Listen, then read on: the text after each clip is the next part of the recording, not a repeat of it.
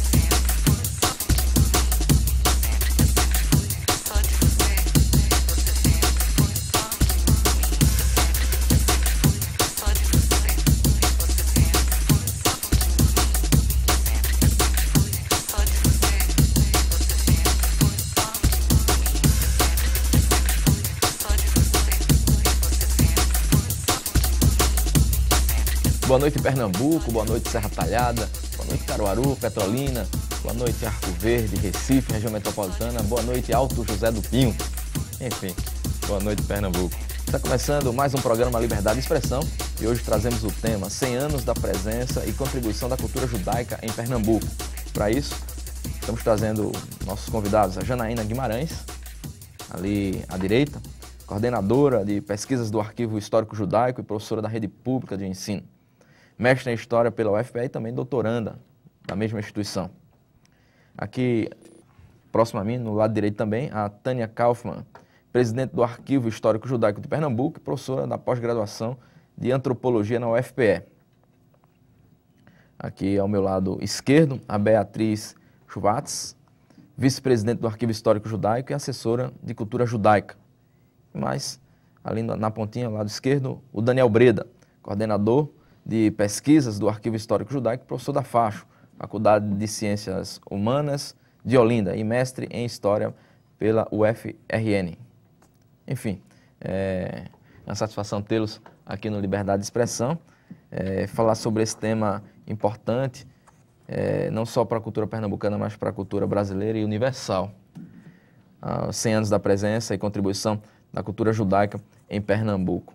Bem, para introduzir essa conversa, eu queria fazer uma reflexão, inclusive nesse tempo da pregada diversidade, né? A gente vê se falar muito hoje nos meios de comunicação a questão da diversidade cultural, e foi justamente por conta da intolerância à questão religiosa que o povo judeu veio parar aqui em Pernambuco e, segundo esse livrinho que eu tenho aqui, Passos Perdidos, Histórias Desenhadas, veio para ficar, né?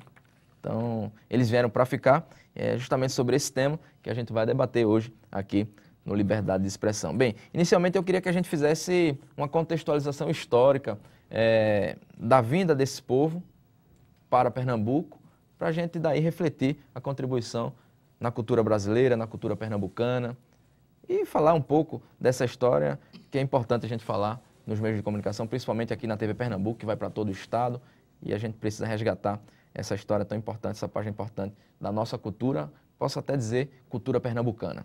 Então, eu queria abrir o microfone, quero dizer também que esse programa é informal, então fiquem bem à vontade, vocês estão no Liberdade de Expressão, então podem começar, vamos lá, fiquem à vontade. Vamos começar pela nossa professora, Tânia Kaufmann. Tânia.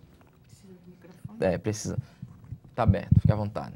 Tânia Kaufmann. Bem, boa noite, Miguel. Boa noite, Maristela. Obrigada pelo convite para a participação nesse programa importante. E nós estamos aqui para fazer alguns esclarecimentos e também para nos colocarmos à disposição a posteriores consultas ou atendimento, acesso à cultura judaica. Eu começo por ouve-se tanto, porque o Brasil é multicultural, Pernambuco é multicultural, há uma diversidade étnica, uma diversidade de povos que vieram para Pernambuco.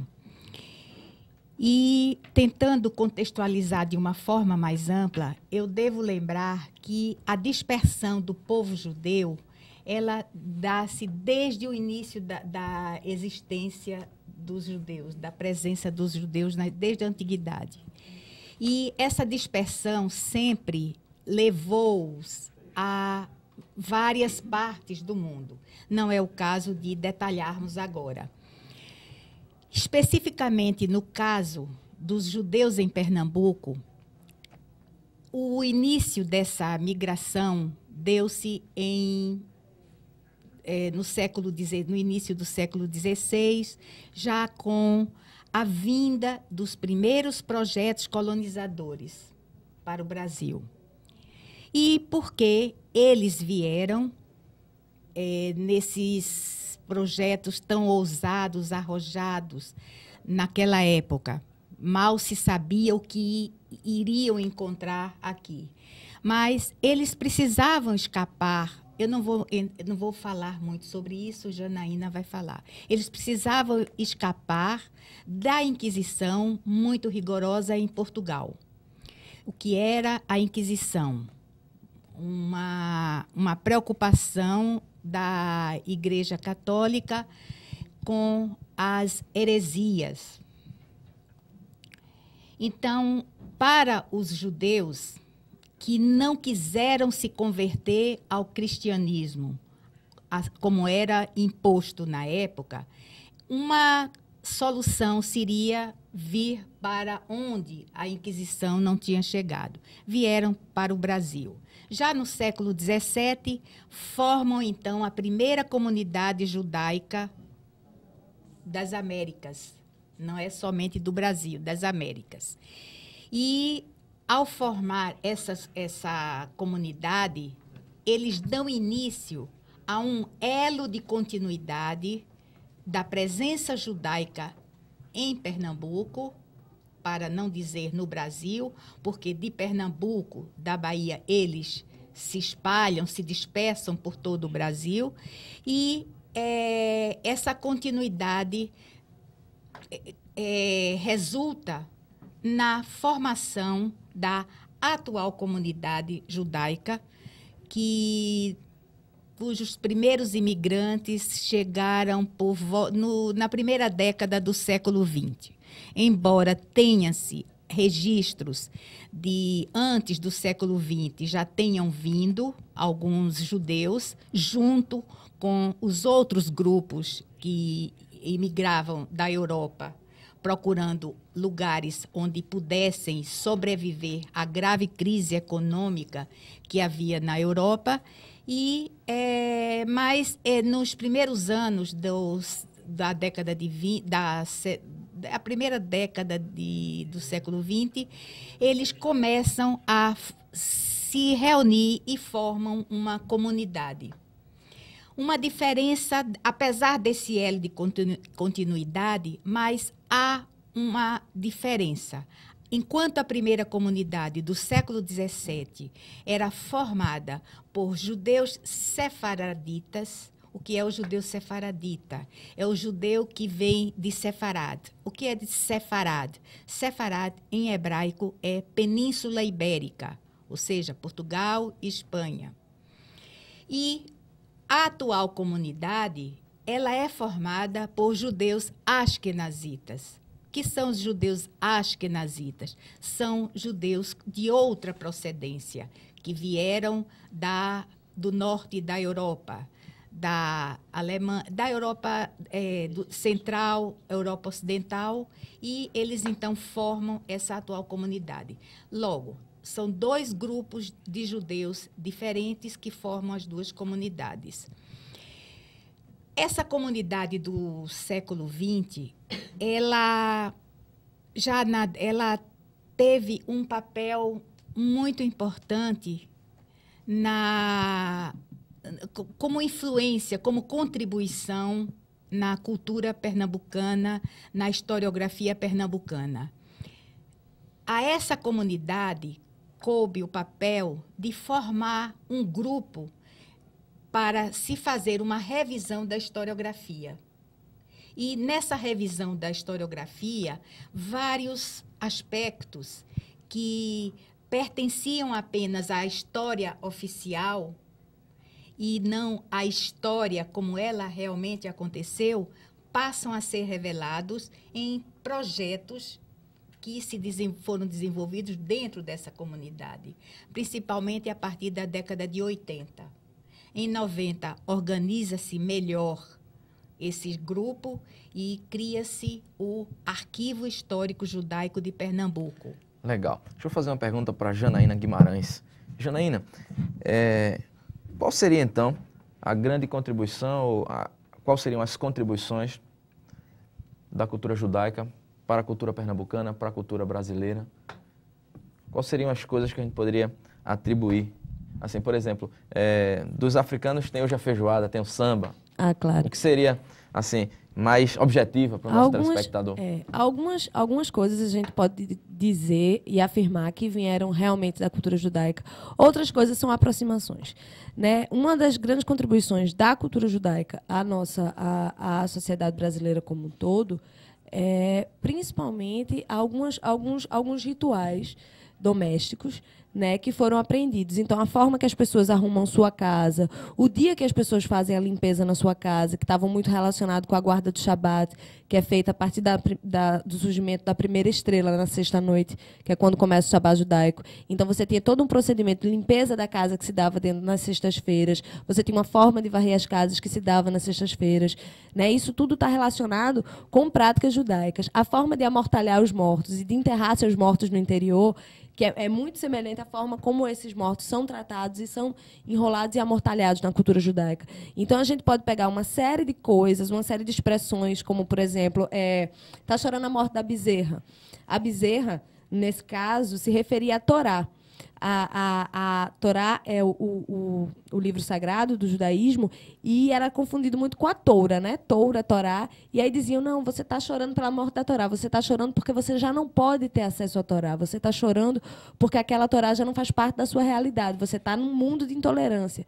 Então, você está chorando a morte da bezerra, tem muito a ver com você estar chorando a ausência da sua religiosidade, a ausência da sua religião oficial. Então, tem uma série de coisas e de atos que podem ser remetidos a essa cultura judaica e que estão muito interiorizados na cultura nordestina, a ponto da gente não perceber. Por exemplo, algumas cidades no interior do Nordeste, isso já foi documentado, tem um costume, inclusive estranho, de colocar um crucifixo no lugar onde ficava a mezuzá. A mezuzá guarda um shema, que é um pedacinho uma citação do Talmud, que fica na ombreira da entrada da casa. E aí, justamente, algumas pessoas adaptaram esse costume e colocar o próprio crucifixo no mesmo lugar. Então, há uma série de coisas que foram aprendidas da cultura judaica. No mais, a gente tem que pensar também que a colonização, especificamente de Pernambuco, ela deve muito a essas figuras. E deve muito por quê? Porque a massa do que a gente costuma chamar de aristocracia pernambucana ou açucarocracia pernambucana, né, que foram os grandes senhores de engenho, as pessoas que fizeram, construíram a organização social pernambucana como tal, essas pessoas tinham muito origens judaicas. A gente sabe hoje em dia que essas pessoas que vieram com o primeiro donatário, elas tinham muitos tinham origem judaica e muitos foram responsáveis pelo surgimento e pela proliferação de famílias como os Albuquerque, de famílias como depois os Fernandes, e famílias que vão ser importantes para a história pernambucana até os dias de hoje.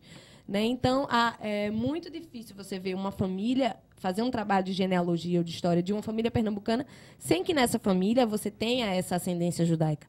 Né? Isso é uma coisa, inclusive, historicamente comprovada. O que está acontecendo agora é um movimento de retomada por parte da academia e por parte dos pesquisadores dessa história. Né, que é o que a gente tem feito num elo da universidade com o Arquivo Histórico Judaico. Né, porque não é um trabalho que seja da comunidade para uma comunidade, é um trabalho que é da universidade, é um trabalho que é para ser levado para as escolas públicas, né, é um trabalho que tem uma amplitude bem maior. Legal, vamos então para um rápido bloco de apoio cultural e logo voltamos com mais liberdade de expressão. Sai daí.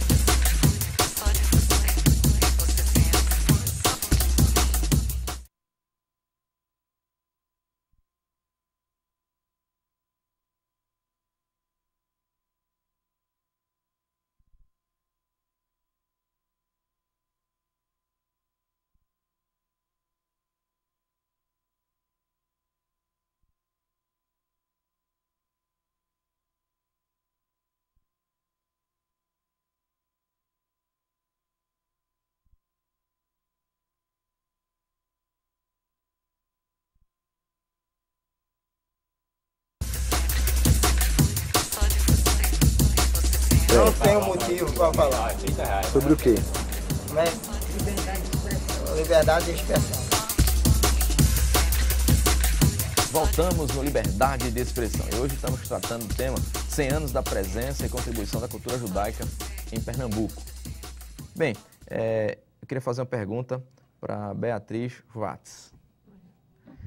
Veja bem, como é que conseguiu se conservar ou não essa cultura judaica? E o que é essa cultura judaica? Quais são os aspectos importantes que a gente poderia configurar aqui, falando sobre a cultura judaica? E como é que houve essa conservação até hoje, em Pernambuco, especificamente?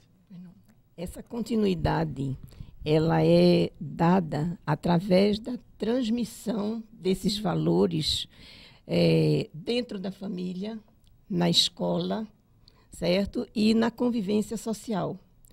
Por exemplo, embora tenha havido uma integração quase que completa dos judeus na sociedade pernambucana,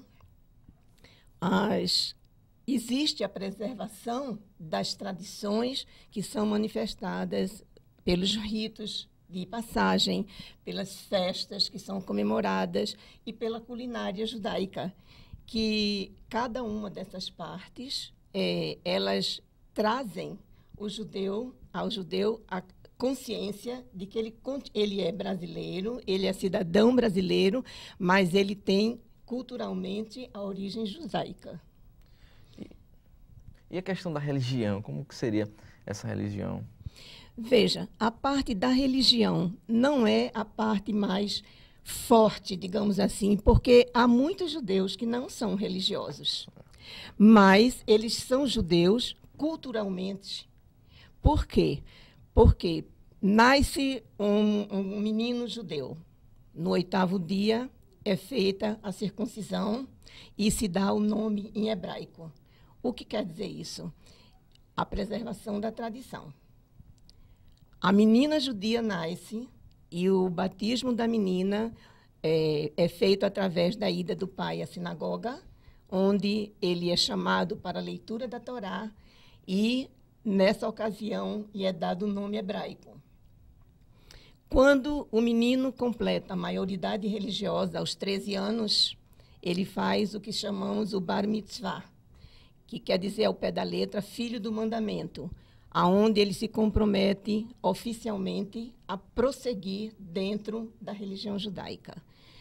O casamento judaico continua obedecendo ao ritual dos tempos bíblicos ainda, não é? Feito sob um dossel, a rupá, e os cônjuges normalmente pertencem à mesma religião. Quando, hoje em dia, existe uma incidência muito grande de casamentos mistos, ou seja, pessoas que não são da mesma religião, quando o cônjuge não judeu se converte ao judaísmo, então há a cerimônia ritual judaica e esse casamento é considerado judaico. Há também os procedimentos fúnebres e de luto, que são peculiares à tradição judaica e que são, até hoje, cumpridos. Até mesmo aqueles que vivem afastados do judaísmo, quando acontece um óbito, eles procuram a pessoa que entende e pedem orientação no sentido de que os procedimentos sejam cumpridos de acordo com a tradição judaica. Isso não quer dizer que eles deixam de ser cidadãos brasileiros, mas as tradições judaicas continuam sendo cumpridas. Legal. Deixa eu fazer uma pergunta, então, para o Daniel Breda. Me fala sobre a sinagoga, deixa eu ver se consigo falar o nome, Kahal Zur Israel, alguma coisa assim. Perfeito? Oh, que maravilha. Cheguei próximo. E falar também da Rua do Bom Jesus, contextualiza aí essa relação, essa vivência dos judeus nessa rua expressiva, né, simbolicamente. Okay, para vocês. Boa noite, Miguel. Boa noite, Pernambuco. Meu trabalho de pesquisa na universidade, meu mestrado, é justamente em cima da presença dos judeus durante o período dos holandeses, né? E todo mundo sabe, embora exagere muito aqui em Pernambuco, que foi durante o período dos holandeses que o Recife realmente se tornou uma cidade, né? E onde houve um crescimento realmente efetivo. O Recife, antes dos holandeses, era um bairro de Olinda, que era o bairro do Porto, e durante o período dos holandeses o Recife se torna a capital de todo o Nordeste brasileiro, do que a gente chama de Brasil holandês. E essa parte dessa coisa da expansão da cidade, né, a construção de pontes, de bairros e tal, passa muito com enfoque na presença do Maurício Nassau. João Maurício Nassau construiu o Recife, modernizou o Recife, expandiu o Recife. Só que o que a gente percebe quando a gente vai realmente para os documentos, para a pesquisa mais aprofundada, é que existe uma participação muito grande de capital privado, ou seja, das pessoas, dos cidadãos na construção da cidade. Não foi só o Maurício Nassau. E aí eu percebo que a participação da comunidade judaica na construção da cidade na época ela é muito forte, é muito grande. Os judeus eles foram responsáveis pela construção, eu poderia dizer, grosso modo, por cerca de 20% da cidade. Então, sem falar na influência de um engenheiro judeu que construiu a ponte, que hoje, em homenagem ao Maurício Nassau, no mesmo lugar existe uma ponte chamada Maurício Nassau, mas o engenheiro que fez a ponte era um judeu. E esses judeus, quando eles vão construindo suas casas, suas lojas, seus mercados, eles vão seguir um costume muito comum das comunidades judaicas, que é todo mundo morar num bairro próximo, né, para viver uma vida em comunidade. E nesse caso do Recife Antigo, o que hoje a gente chama de Recife Antigo, que era o Recife no período dos holandeses, eles foram se concentrando ali próximo do que hoje é a Rua do Bom Jesus. E aquela rua que hoje nós chamamos de Rua do Bom Jesus, que ainda tem o mesmo formato da rua do período holandês do século XVII, chamava-se na época Rua dos Judeus. Então era uma rua onde se concentrava a maior parte, e os mais importantes, membros da comunidade judaica, onde havia um mercado, onde cada casinha daquela tinha uma loja no primeiro andar, e onde foi construído o principal prédio da comunidade, que é justamente a sinagoga.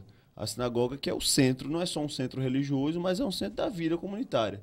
Né? Ali onde vão se debater a questão de fulano está devendo para o governo quer prender fulano.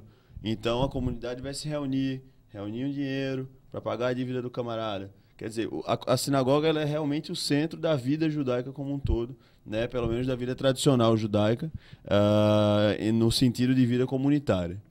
Então aquela rua, o conhecimento sobre ela é um conhecimento que já vem acumulado há muito tempo, mas a escavação arqueológica da sinagoga, que hoje é o Centro Cultural Judaico de Pernambuco, ela trouxe informações muito importantes, tanto sobre a história da cidade, da expansão do Recife através dos aterros, né, do urbanismo holandês, quanto existem muitas informações sobre a vida social que existia ali. Né? A Rua do Bom Jesus, a Rua dos Judeus, era a entrada da cidade do Recife. Hoje não existe mais, mas pode ser visto um museu a céu aberto no final da rua, em frente à Praça do Arsenal, que é uma iniciativa fantástica, né, da cidade do Recife, no sentido de transformar uma descoberta arqueológica num museu a céu aberto. Isso é uma coisa muito rara, poucas cidades têm esse privilégio, né? Poucas cidades também têm o privilégio de ter um museu como a sinagoga, que também é um museu arqueológico, com todo um acervo arqueológico preservado, né, com um nível de preservação, de plataforma suspensa, muito difícil ser encontrado no Brasil, né, um nível realmente de primeiro mundo. Aquilo ali revela que havia uma porta na entrada da cidade. Então a cidade era completamente fortificada. Dentro da sinagoga e de outras ruas, casas da Rua do Bom Jesus, podem ser encontradas partes dessa muralha que fortificava o Recife. Então é uma coisa que era muito peculiar ao Recife nessa época dos holandeses, é que não tem nenhuma cidade no mundo na época onde você ia ter uma sinagoga na rua principal de entrada da cidade, né? E o Recife, no período dos holandeses, a presença judaica era tão importante, tão fundamental para a cidade, que na rua principal da cidade, você entrando na cidade, o primeiro edifício público que você ia ver era uma sinagoga. Ô Daniel, você fala da presença dos judeus no tempo do Brasil administrado pelos holandeses e fala sobre a questão da vivência comunitária. Aí, especificamente, essa vivência comunitária, até os dias de hoje, ela permaneceu? Existe ainda essa comunidade, essa relação entre esse povo, essa cultura? Como é que é essa vivência comunitária hoje? Como a professora Tânia esclareceu logo no início, não existe uma continuidade desta comunidade do claro. Brasil holandês, né? Ela foi uma comunidade Claro. que acabou, houve essa dispersão, existe uma herança genética, uma herança cultural pontuada, como Janaína falou, mas a vida judaica hoje ainda é uma vida voltada para a vida em comunidade. Existe esse laço comunitário, Existe esse laço esse comunitário. intercâmbio, Então, essa troca toda de a comunidade informações. judaica, né, tem uma série de instituições de apoio à vida em comunidade, uma série de organizações. Existe uma federação israelita, que Isso, é é. um Muito órgão bom. de organização da comunidade. Então, isso é um padrão realmente que, fora de Israel, né, principalmente porque na diáspora judaica, nessas comunidades judaicas que existem espalhadas pelo mundo inteiro, né? No Brasil você tem comunidade em Manaus, em Belém, no Rio Grande do Norte, em Natal, na Bahia, no Recife, em São Paulo, Porto Alegre, Rio de Janeiro, Belo Horizonte, quer dizer... Deixa eu provocar vocês. Os judeus têm uma fama de bons comerciantes.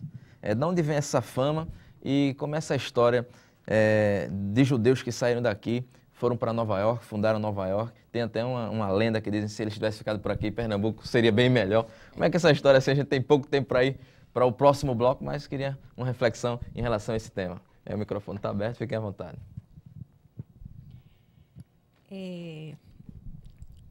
A gente sabe que forma-se a imagem de um povo ou de uma pessoa a partir daquilo que é predominante. Então, por que predominou na formação da imagem do judeu essa ideia de bons comerciantes?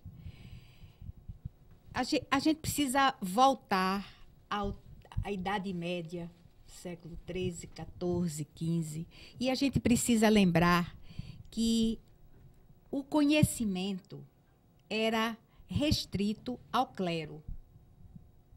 O povo não tinha conhecimento, não sabia ler, escrever, contar. E havia também atividades que eram proibidas aos judeus. Aos judeus era permitido morar num determinado bairro. Tinha atividade, eles não podiam, em alguns períodos, eles não tinham direito à posse da terra.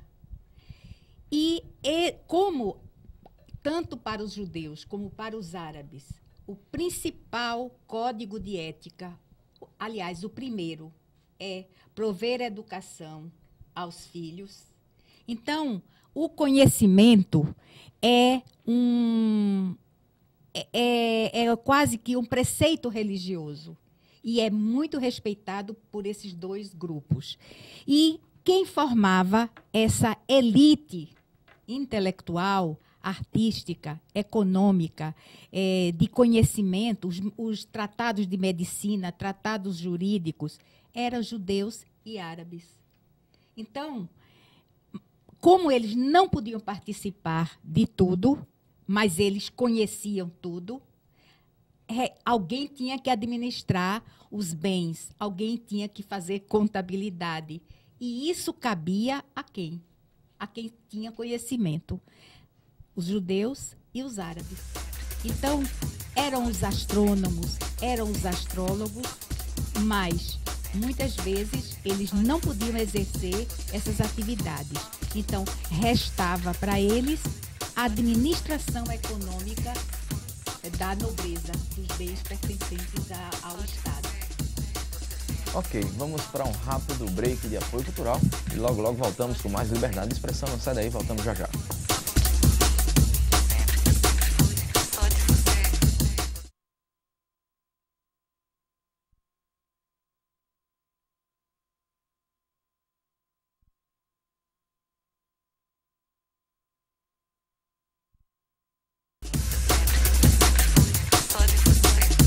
Voltamos no Liberdade de Expressão aqui na TV Pernambuco para todo o estado.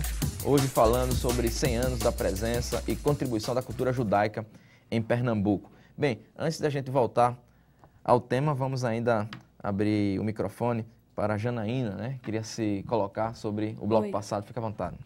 Não. Sobre essa questão dos comerciantes, eu queria focar um pouquinho nesse caso, no caso principal de Pernambuco, para mostrar o seguinte: no século XV, no período dos descobrimentos, né, nesse primeiro momento de globalização que nós tivemos, os judeus tiveram uma função muito importante no sentido de que eles eram detentores de um conhecimento, né, do conhecimento da produção do açúcar, do conhecimento do intercâmbio.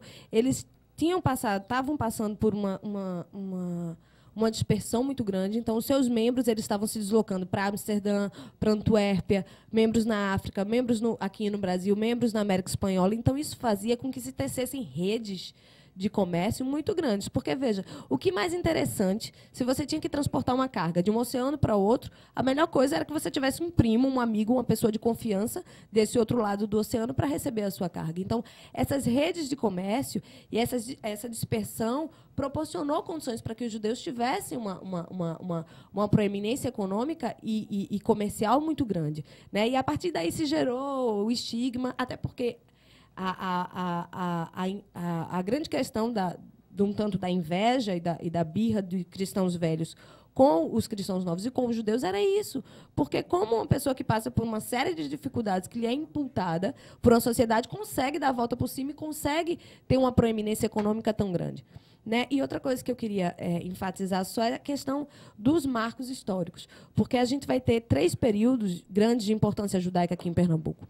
Um seria desde o momento do descobrimento até 1630, onde a gente tinha uma vivência clandestina, a gente tinha cristãos novos, pessoas que haviam sido oficialmente convertidas ao catolicismo, né, mas que no seu interior muitos mantinham a prática judaica, mantinham a vivência comunitária, a ajuda mútua, como a dona Beatriz falou da questão da comunidade atual.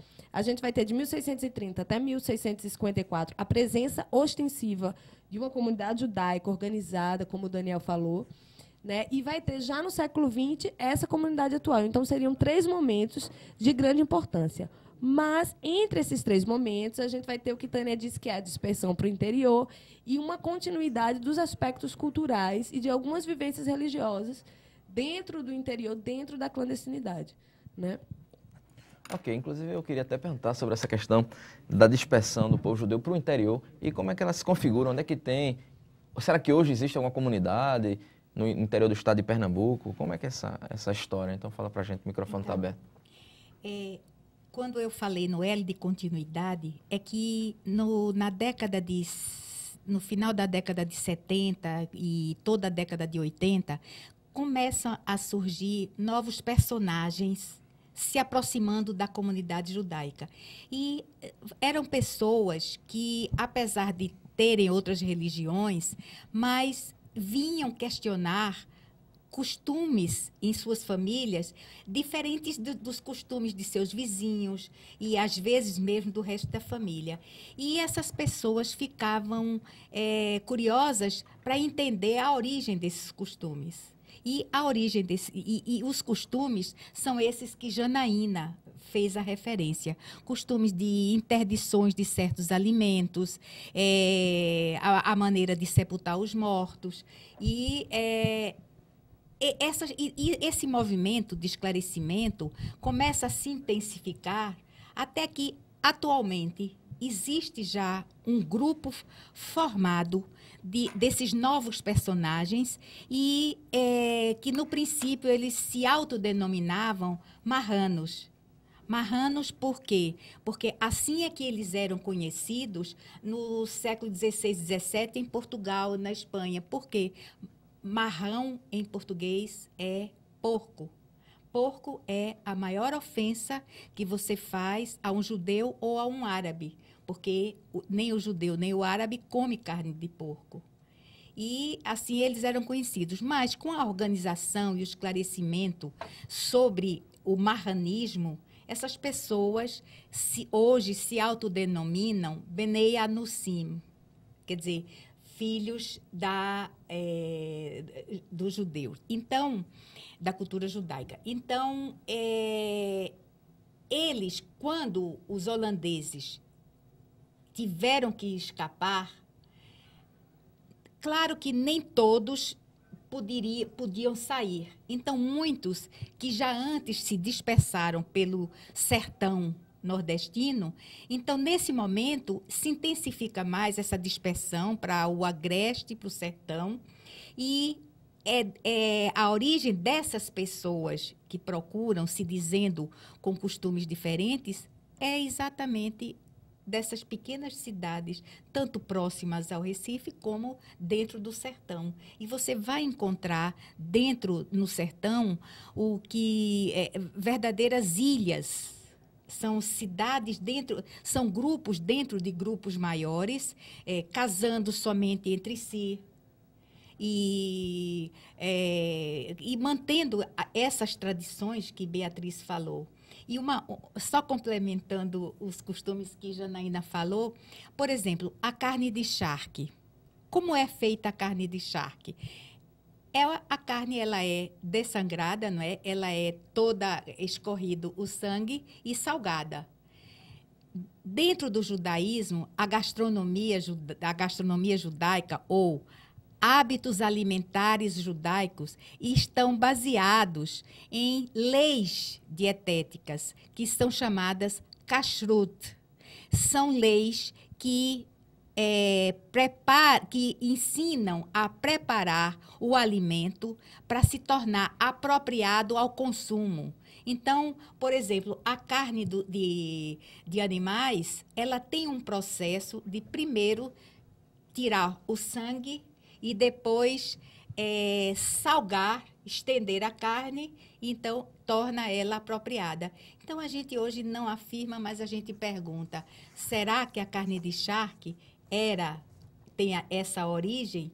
A feijoada nordestina, ela é diferente da feijoada no sul do país. No sul, ela tem somente carne, mas aqui ela tem verduras, tem carne, tem banana, tem tudo dentro da feijoada nordestina, não é?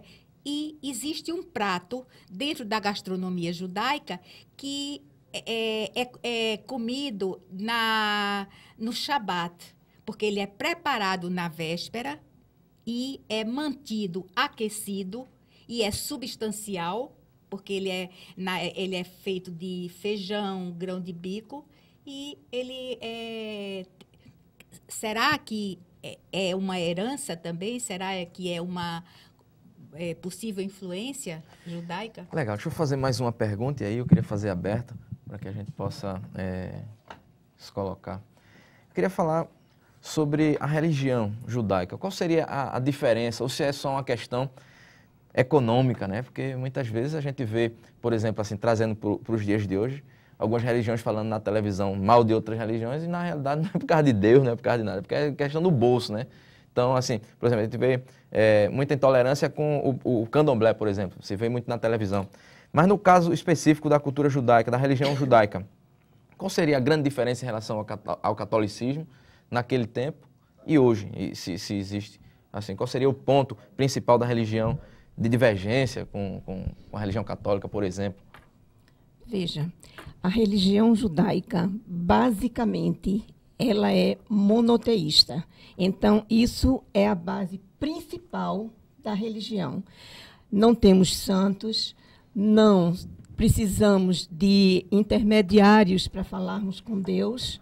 Então, ela é estritamente monoteísta e é assim que ela se mantém ao longo de todos esses anos. A prática da religião nem sempre é seguida pelos judeus.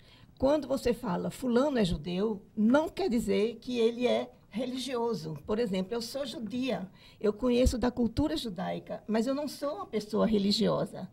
Eu não, por exemplo, as leis dietéticas que Tânia falou não são seguidas na minha casa, certo? No entanto, eu sou judia. Dona Berta, só fazer uma intervenção. É aquela mesma questão do católico.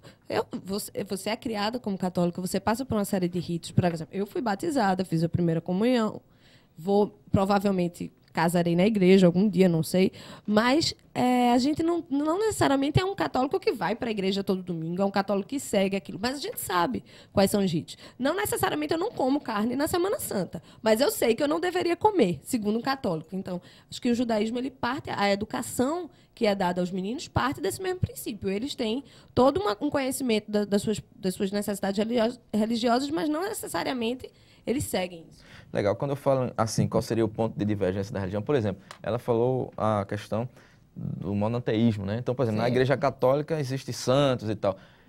Na Igreja Evangélica, por exemplo, já não existe. Quer dizer, então já existe uma certa relação com o protestantismo, já tem mais uma semelhança aí na religião. Era mais essa questão de saber como seria a religião. Teria mais alguma colocação em relação a essa questão, alguma observação ou não? Veja, o judaísmo, ele se baseia em alguns códigos de ética, comportamentais. E esses códigos de éticas, eles regulam a relação do homem com Deus. Então, de que maneira ele vai se relacionar com Deus? Esses códigos também regulam de que maneira o homem vai se relacionar com seus semelhantes. Então, que papel ele desempenha dentro do relacionamento social, incluindo a assistência, a solidariedade, a caridade. Inclui a relação, os códigos também regulam de que maneira o homem se relaciona com as autoridades do país onde ele vive. E, principalmente, com uma importância muito grande, como o homem se relaciona com a natureza. Então, a questão ecológica é bíblica, já desde a Bíblia que ela vem sendo tratada. Então, o judaísmo gira em torno desses 4 princípios. Ok, o nosso tempo está se acabando. Assim, eu já quero convidar vocês para voltar outras vezes aqui no programa Liberdade de Expressão para a gente discutir esse tema, abordar de uma forma mais objetiva, falar mais, porque realmente teria tantas coisas para a gente falar, não está dando tempo, mas eu queria encerrar o programa abrindo o microfone para que a gente faça uma despedida e já coloque um e-mail, um contato, um site, alguma coisa que as pessoas possam entrar em contato para saber mais sobre a cultura judaica. Enfim, queria deixar o microfone aberto, fique à vontade. Só para começar, primeiro nós trabalhamos no Centro Cultural Judaico de Pernambuco também, né, recebendo visitantes. Os horários funcionam, a sinagoga está aberta de terça a sexta, de 9 da manhã às 5 da tarde, e no domingo, de 3 da tarde às 7 da noite. A gente também faz palestras com marcação prévia para escolas, para grupos de faculdade maiores, que essa marcação pode ser feita através do 3224-2128. Né? Vocês marcam e a gente tem toda uma preparação para explicar bem essa história para vocês. Né? Nossos monitores são bem preparados para isso. E aí, acho que Dani fala um pouquinho sobre a questão do arquivo histórico do site. Janaína, obrigado pela sua participação. Obrigada pela participação. Nosso centro e o Arquivo Histórico Judaico desenvolve uma série de pesquisas e a gente tem recebido uma demanda muito grande de pesquisadores de mais diversas origens. Então, a gente também desenvolveu uma linha de produtos. Então, acho que aqui dá para ter uma ideia. Nós trouxemos vários DVDs, livros, revistas em quadrinhos que estão aqui na mão de Miguel, que são revistas também com cunho didático-pedagógico. Então, tudo isso é apenas uma amostra do tipo de produto que a gente desenvolve para a divulgação da cultura judaica em Pernambuco e, consequentemente, da própria história pernambucana. Né? Mais informações podem ser encontradas no site www.arquivojudaicope.org.br www.arquivojudaicope.org.br. Esse é o nosso website, onde pode ser contatado diretamente a nossa equipe para qualquer tipo de esclarecimento que seja necessário. Professora Tânia. E agendamento de visitas, perfeitamente. Só finalizando também, porque é uma preocupação. Nós temos uma preocupação didático-pedagógica, não apenas passageira, mas alguma coisa estruturante, alguma coisa que tenha resultados. E nós preparamos revistas em quadrinhos, cada volume enfoca um período da presença judaica em Pernambuco e ela vem sendo utilizada como instrumento paradidático em escolas de primeiro e segundo grau, inclusive também para professores.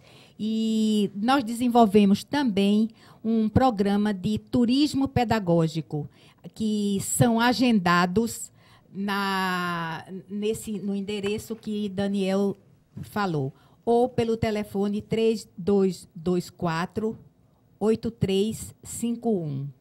Então, organizados para escolas. E, finalmente, eu quero agradecer essa oportunidade a Miguel e Maristela, agradecer toda a equipe e também que eu me sinto honrada de participar numa mesa com os pesquisadores e a minha parceira também, obrigada, que torna possível o nosso trabalho. Ok, dona Beatriz, o microfone aberto para as suas colocações finais. Nossos agradecimentos pela nossa presença aqui. Nem sempre é possível a gente poder externar o que a gente colocou aqui e esperamos, sim, voltar outro dia e podermos continuar, certo? Que bom, fico feliz da gente estar discutindo esse tema. Quando a gente fala que a gente cobre a cultura, a gente não está falando só da arte, e sim da história, da antropologia, da sociologia. E, claro, a gente não poderia deixar de estar discutindo sempre a cultura judaica, que tem uma contribuição importante na cultura pernambucana e na cultura brasileira. Bem, a cultura universal fica para outras pessoas tratarem, porque esse aqui é focado aqui na nossa terra. Eu agradeço a participação de todos vocês. Claro, vou esperar que a gente volte com esse tema aqui e vou me despedindo também do nosso telespectador. Até o próximo programa. Tchau, tchau.